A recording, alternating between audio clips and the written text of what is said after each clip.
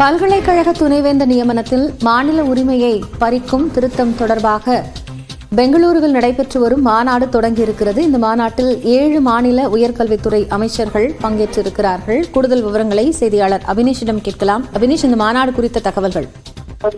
காயத்ரி, அண்மையில் யுஜிசி வெளியிட்டுள்ள வரைவு அறிக்கை தொடர்பாக கர்நாடக மாநில அரசு ஏற்பாடு செய்திருக்கக்கூடிய உயர்கல்வி அமைச்சர்களுக்கான மாநாட்டில் தமிழ்நாடு அரசின் சார்பில் தமிழக உயர்கல்வித்துறை அமைச்சர் கோவி செழியன் பங்கேற்றிருக்கிறார். யுஜிசி திருத்தங்கள் குறித்து இந்த மாநாட்டில் விரிவாக விவாதிக்கப்பட இருக்கிறது.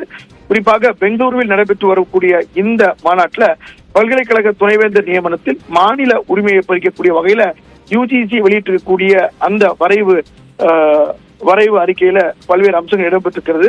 இது குறித்து இதுல விரிவாக ஆலோசிக்கப்பட இருக்கிறது. மேலும் பல்கலைக்கழக துணைவேந்தர் நியமனத்தில் யுஜிசி சர்ச்சை திருத்தங்கள் குறித்து இந்த மாநாட்டில் விவாதிக்கப்பட இருக்கிறாங்க. மத்திய அரசுடைய முடிவுக்கு பெங்களூரில் நடைபெற்று வரக்கூடிய இந்த மாநாட்டில் 7 மாநில உயர்கல்வித்துறை அமைச்சர்கள் கலந்து கொண்டிருக்கிறாங்க.